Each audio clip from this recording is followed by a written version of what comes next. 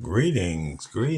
I wanted to start today with a second part of video on midpoints, and I wanted to show the relationship with the from last prior video, the last one.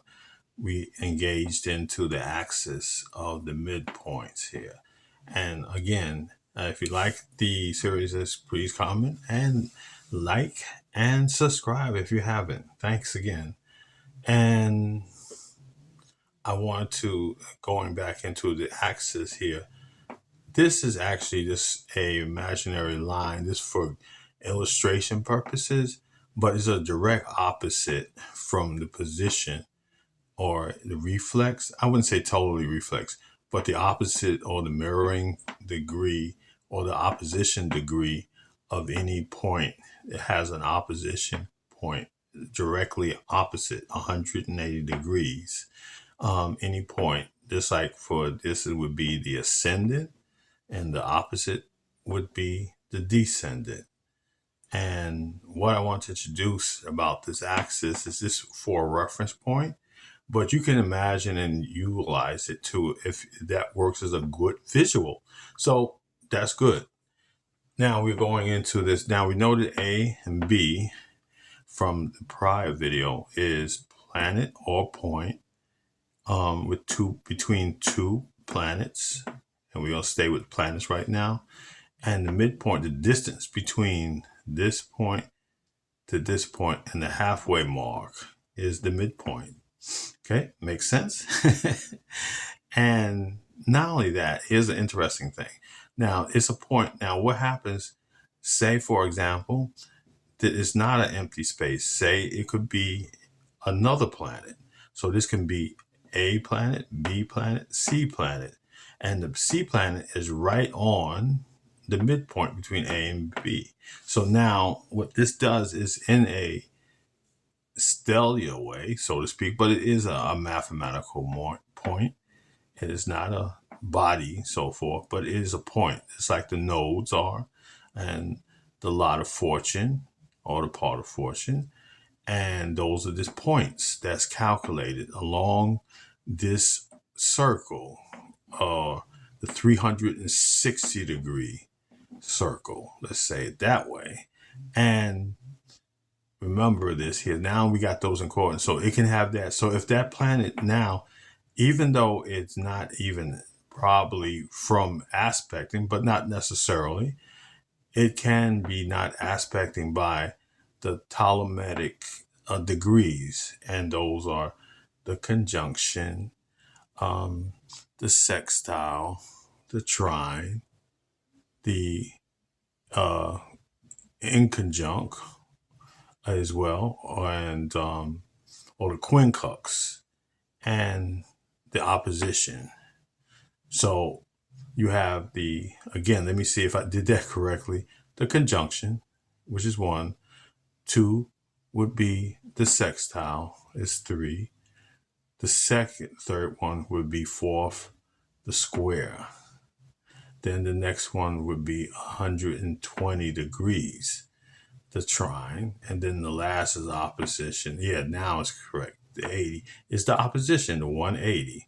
So there are other degrees, but for entertainment and educational purposes, we're going to work with the Ptolemaic 5 degrees that I just mentioned.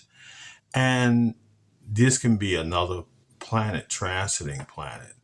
And now what's interesting, why you see over here, you see year, month, and day. Okay. So here's a good hack or formula. Once a year, before I get in this side, pardon me.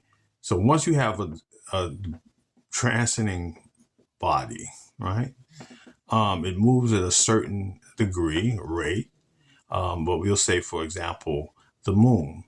So the moon makes a whole complete revolution cycle in 28 to 29 days.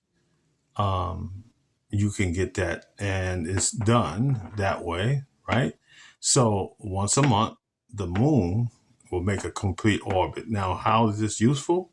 Useful in a way that now we know once a month, this one here, the moon is going to hit a certain relationship or mathematical aspect.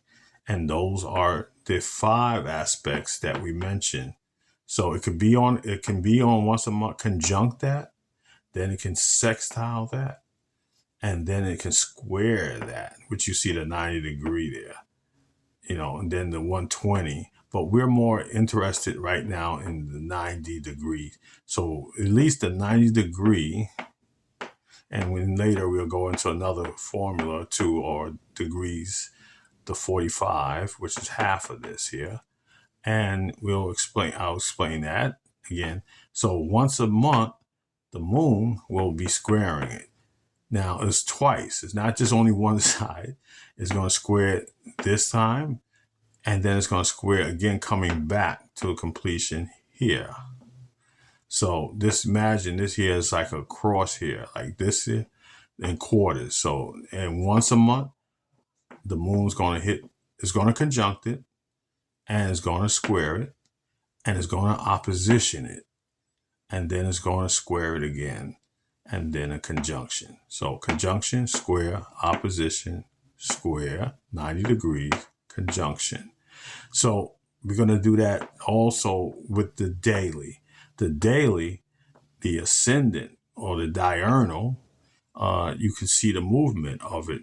It makes a whole complete revolution during the day. It goes through all the 12 zodiacal signs, and that's done months. So these are good formulas. And the next one, I'll continue with the year. So we got the month, once a month, and once a day. And we have this particular midpoint that we're going to focus on. So I'll get more into detail on why we're using this and combining this.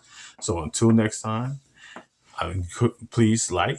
If you like what I'm content, then please like and subscribe if you haven't again. And have a good one. Thank you.